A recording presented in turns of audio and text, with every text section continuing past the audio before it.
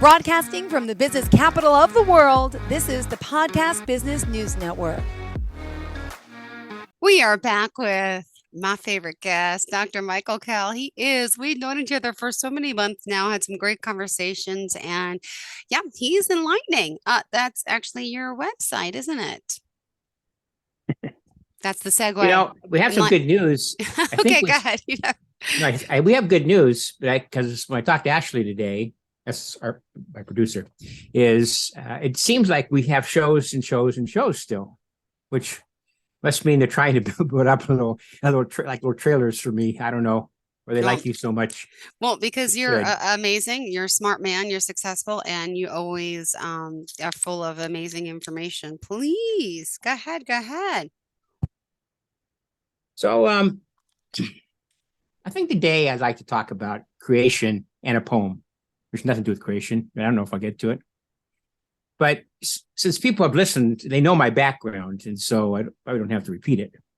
But I haven't told anybody this. Well, I've had some people I know here, but never really in real life and stuff, is that, when I was really young, maybe like 7th grade, I read like the bridged lifetime story of Casanova.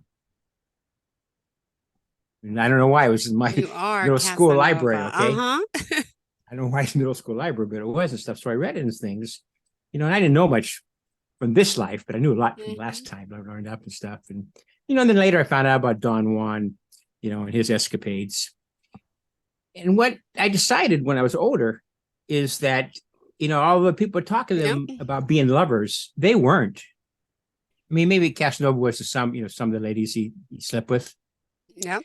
So then I decided that maybe a male, needs to write a true book about loving females. Mm. And if such a person wrote such a true book based on his experiences, then perhaps he's dead. He will be remembered in history as the world's greatest lover from the right perspective. I mean, there'll be a lot of erotica story things, of course, because it's important. And so that's always been in my background, not my major thing, but I am working on my memoirs, which would do that. But today I want to talk about theology a little bit, if you don't mind, and try to explain things in a simpler way. Now, people have to remember that God doesn't write on stone and God doesn't write on paper directly. In fact, there's a really famous guru, he lived a long time ago in Kashmir, who said everything came to him because Shiva wrote, on the rocks in a certain place, a certain time, this whole book, which he just copied down. Now, either God erased it, which wouldn't make sense, okay? But when the archaeologists went to look to find it, they couldn't find it where he said it was. Mm-hmm. And so it would make you think that, the best we can do is that if we are inspired by God and our heart is open and our mind is open, which is kind of hard to do, that the words that come out, whether it's by a woman or a man or who knows what, would be helpful. Right? Now, the problem is when it's in the past, it's even harder for us to understand because past cultures were different, past society was different. Mm-hmm. And even when it's translated into more modern words, is without having the person to talk to, or somebody close to him, you're not quite sure how the things should be interpreted. Okay. And there is an old teaching in the world, and especially about the Bible, is that, yes, there is some historical facts in it. Okay. There's poetry in it. Some things are made up, probably, to make the story cohesive, which is okay. But it's really meant to be about person's psychological development, especially the Old Testament. The New Testament has some added additions. Mm-hmm.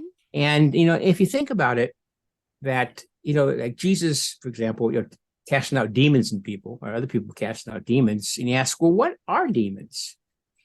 And if you don't worry about that word and look at our past lives, look at our current lives, which hardly anybody does, to see what's inside us, we find that there are many, many personas that caused us trouble all our lives. Mm-hmm. But we don't know we don't know about them. We just think we're unified. We're just one person, which is not true. You're a whole bunch of persons.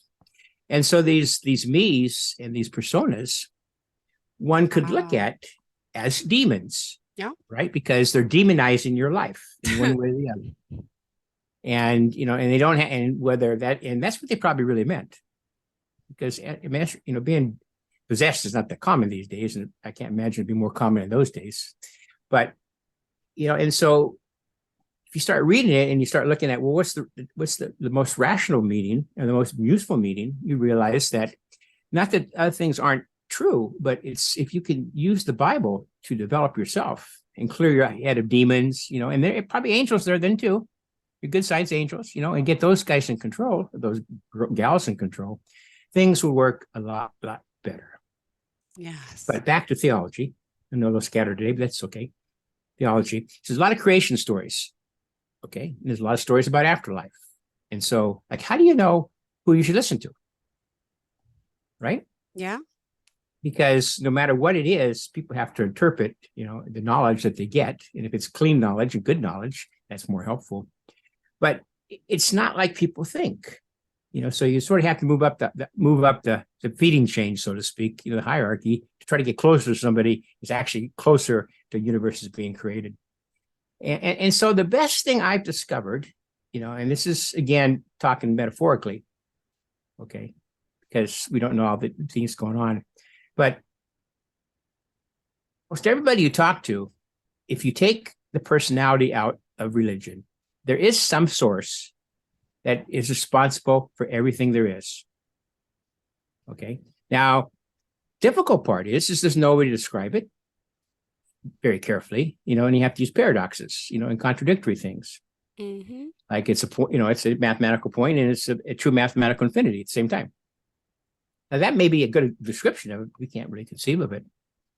And so if you think of one property the source would have to have in order to be undifferentiated, just one pure thing, is that it has the property of continuity, that every part of whatever it is within its boundaries is connected to every other part.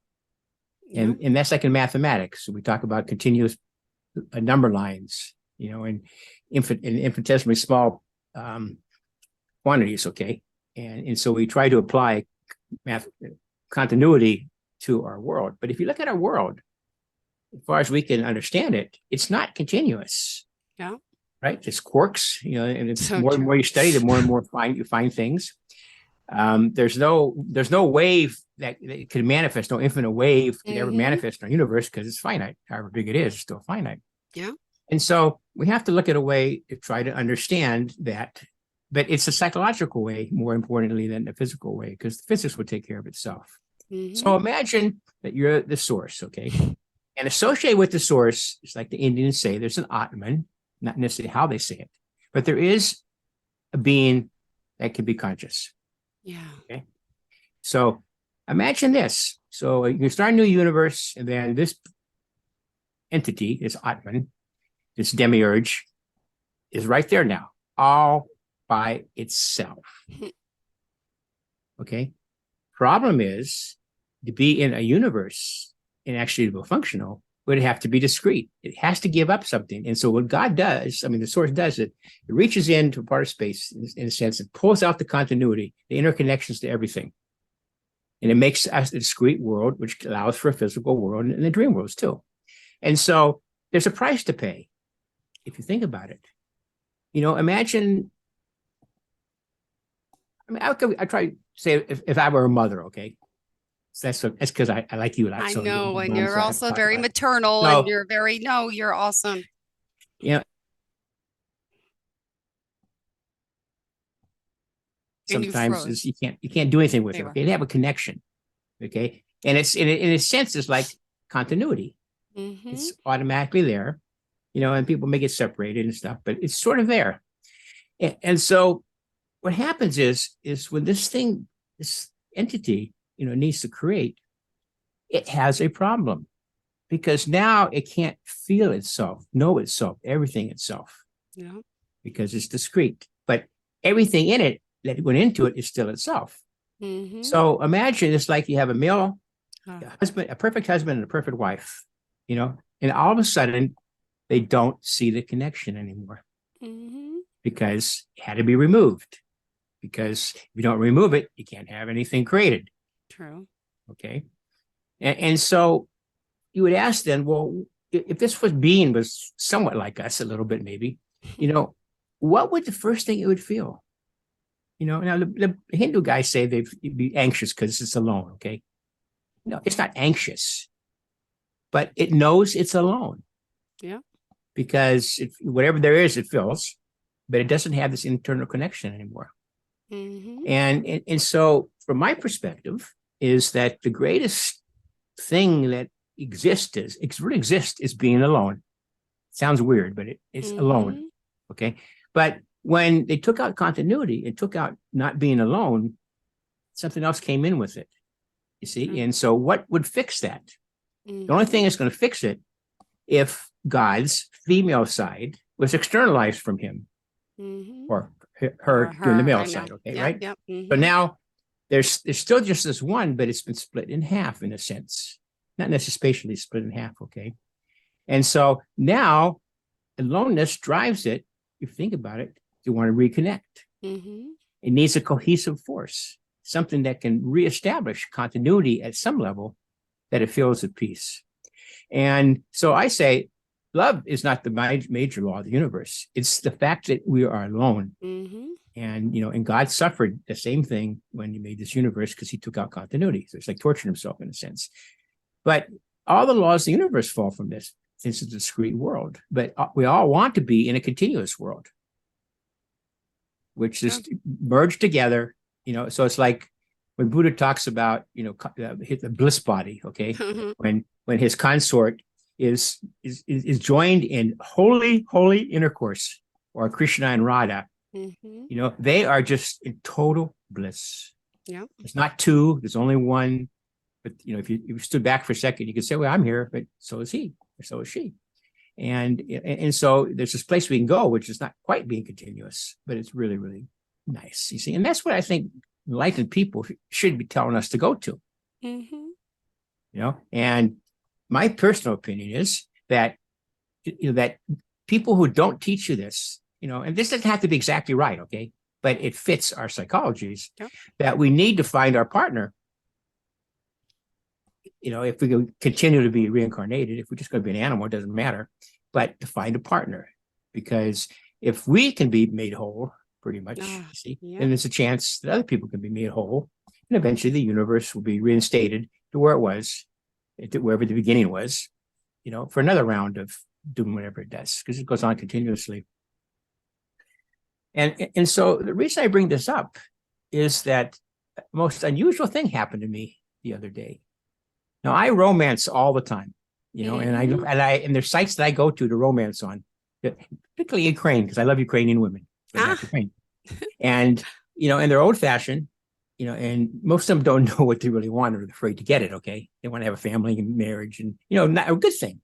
But for some reason, people have resistances to get what they want and stuff. And so probably I think in April sometime, I get people write to me all the time. So I got a letter from this 20-year-old girl that was in Kiev, the capital where it's getting bombed all the time. But she was in a university, I guess, that had something in Canada, like a sister thing.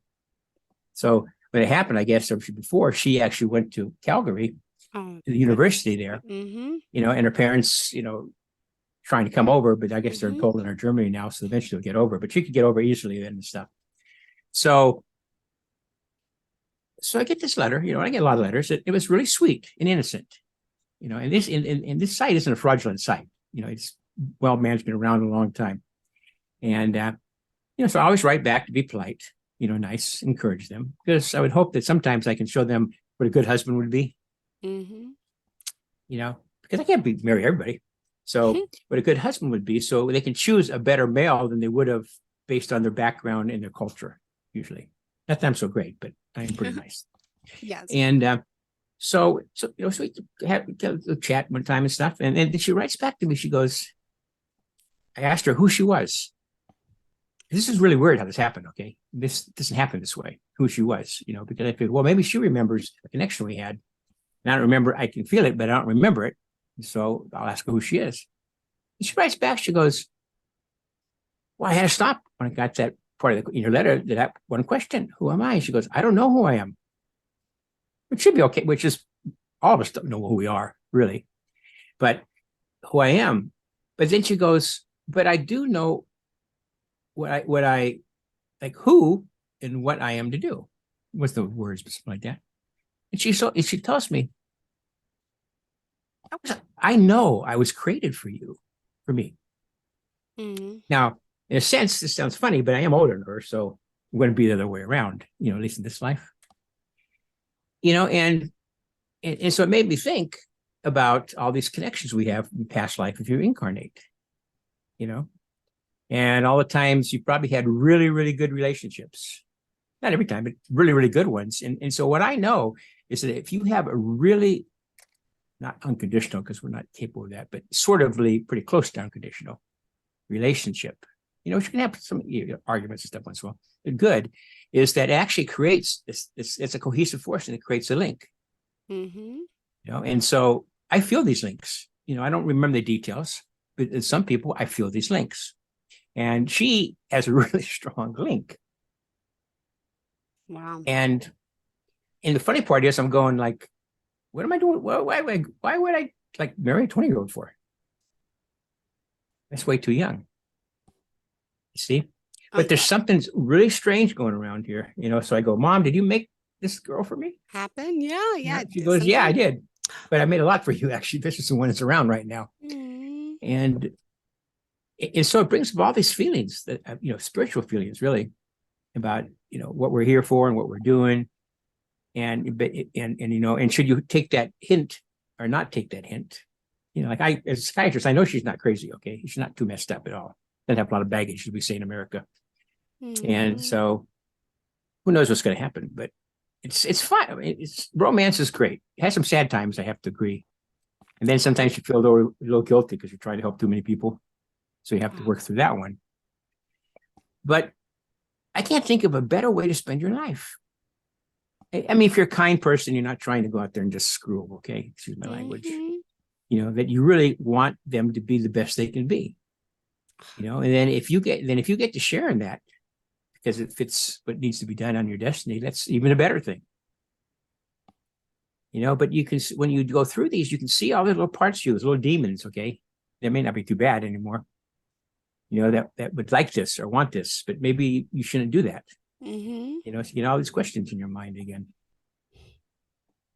But it's interesting. I find. And I learned so much. I hope that was somewhat coherent today. Yes. Oh my gosh. By any chance, the women's group that you've been a part of, right? That coaching group, are they all Ukrainians or no? That was something... actually, yeah. I mean, this wasn't, that's another thing. Okay. Mm-hmm. That I was talking about Claire and stuff. Well, she hasn't ever contacted me yet, but I have to start a course pretty soon. So I guess you'll have to talk to me. But, but I finally figured out after spending like 4 days all day with her and 1,000 women on a Zoom meeting with breakouts. And I tell you, to be in a psychological container with 1,000 women, maybe only one other man that doesn't talk to you, is very strange. Not in a bad way, but it's just unusual. It's like you're like inundated with all these female psyches. Mm-hmm. And, and male psyches have different issues than female psyches usually. I'll give you an example. I go in there and they want me to be, I want to be in charge. I'm not here to, you guys are supposed to be in charge, not me. But sort of like the old things and stuff. And so they talk about their issues, and very simple ones. Like a lot of women feel invisible. A lot of women, I mean, some men might feel the same way too, but a lot of women feel like they don't have any value to anybody else. So it's like, this Claire, she did a PhD thesis. Again, it's like 21 things that women suffer from. Some like being visible, not being good enough, the common ones and things. And, so we have to do, little role models and stuff. And they would go and they'd say this and I'd say something whenever I could and stuff, and then they go, well, Michael, what do you issue? What's your issue? I go, my issue is raising funds to get my new show going. Yes, I The don't have wife, those she's paying issues. the bills, I understand the them. mortgage. Yeah. And, but what Mm. I've sort of discovered at the end is I was trying to figure out why I was so interested in her method, because it's females, it's like mothers healing daughters. Mm-hmm. But I figured, that's not how it actually is. I mean, yeah, you can have a bad relationship with your mother, or not have a bad relationship, or have a really good relationship. Mother-daughter relationships are important. But if you actually look at children, okay, boys are more attached to their mom, if there's a nice mom, than they are to the dad, at least when they're young, okay? Yes. And the same thing with daughters. Daughters want to, it's like the Oedipus complex. Yep. They want to love the father to love them. Mm-hmm. It's innocent, okay? But they need something that males have that females don't have biologically or naturally. I mean, in a high enough degree, okay? And so if you think about it, like what's a father do? What's a really good father do with his daughter? Because fathers should prefer a daughter to a son, unless it's family name, because they have a closer emotional connection and stuff. And I always wanted to have a daughter, never did. I had two boys. Well, maybe I had more than two boys, but it wasn't my fault. For what you know so far, yeah. But, and so people would ask me, well, if you had a daughter, what do you want her to be? I said, well, if I had a daughter, I want her to be a perfect, not perfect, like perfect, okay? But the most actualized female enlightened being that ever was. My goal is I was wanted a daughter too. What can you give them? Well, males can give confidence to females if they're done right. And there's a few things fathers give to the females that if they give it to them and help them develop it, they have a lot less female issues later on, like invisibility, not feeling valued. Because if the father-daughter connection is so important psychologically for a girl, just as the mother-son is so important to the son, if it's right, know they're loved. Well, women need to know they're loved in a slightly different way, and they need to be recognizing how divine they are and how special they are, And I don't think a mom can do that in the same way as a good dad. Yeah. Now, some kids don't need either, okay? They just probably been around for a long time. And so it seems to me that actually coaching by a dad, I mean, not physically, okay, but just kind of psychologically, might be more powerful than coaching just by a woman with the same, but it's women's coaching. It's coaching designed for helping females actualize themselves, and then it's not meant to be enlightened, but that we could add to it.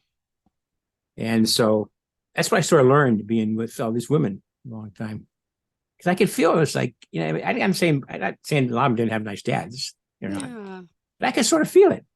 I love it. They're looking to me to father them in a way. I'm looking for that. Hold on, I dropped my other mouse. Thank you. Wow. See, it's the same in romance. Okay. I mean, a really good marriage, or relationship. Okay. If you think about it, there's really four parties involved in that to have it be successful. You have the husband and you have the wife, and the kids, put the kids aside for a second, husband and the wife, you see, but the wife has to be able to mother her husband a little bit. Because we're always a kid inside. I mean, most of us still a kid inside, a little bit. Okay, I don't mean overpowering. Okay, but just the husband needs to feel like he could be mothered by her. Okay, but it's not incestual. It's just built in. And the same thing for a lady with the husband. And so if you look, I think at a perfect marriage, there's just the right amount of the husband being fatherly to his wife, and the perfect amount of the wife being motherly to. Things are balanced. You froze. You just froze again. Balance. I heard balanced. Yeah, balanced. Then think how good it would be for the children growing up. Yeah. It doesn't have to be that way, but I mean, it's like the ideal, I think. And so, and so I thought, I know it's true with romancing because I act like a father sometimes, a little bit. And my concerns, well, I don't think that would not be so good to do because of this, and this, and it makes them attached.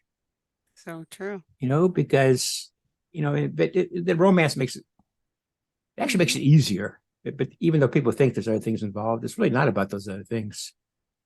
It's really about caring about people you meet. For me, it's women mainly.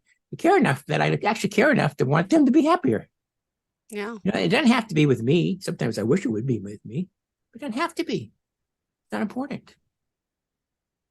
Because if we make others healthier, they tend to make us healthier, even if not True. trying to do it. And then everyone benefits in the world.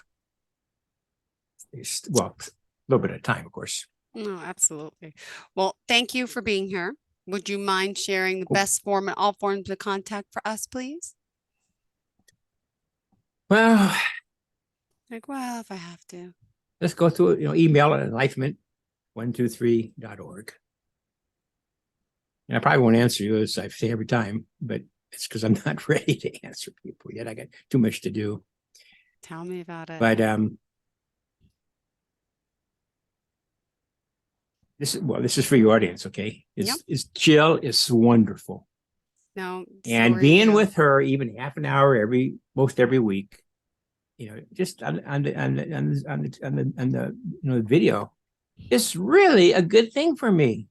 Thank you. I appreciate it. Thank you. Having you here. Seriously, thank you so much. And we'll talk soon and see each other soon. All right. Okay. Always insightful, Love Dr. you. Michael Bye-bye. Kell. Have a great day. Thank Thank you. you. Are you looking for even more of the podcasts and hosts that you love? The Podcast Business News Network is proud to announce that you now have even more ways to listen live. Check out the MyTuner Radio, online radio box, and Simple Radio apps on iOS and Android, or find us online. Search for Business News Network on mytuner-radio.com, or search Podcast Business News Network on streama.com and onlineradiobox.com/US. Take your podcast on the go and don't miss a minute of the action.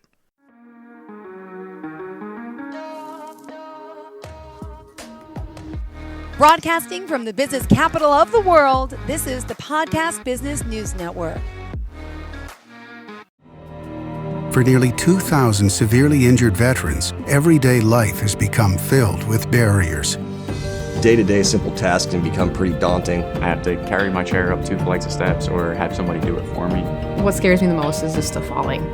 When I'm struggling with my house, I think, to have that one great barrier just knocked down, it's crucial. Home for Our Troops is a wonderful nonprofit that builds a mortgage-free, fully adaptive, handicap-accessible house. And there's no catch. It'll be our very first home that we've ever owned. This is a game changer. This is where your life begins again. We need you to join us in completing this important mission. Please visit hfotusa.org and help build homes and rebuild lives. Because of you, everything's going to be okay.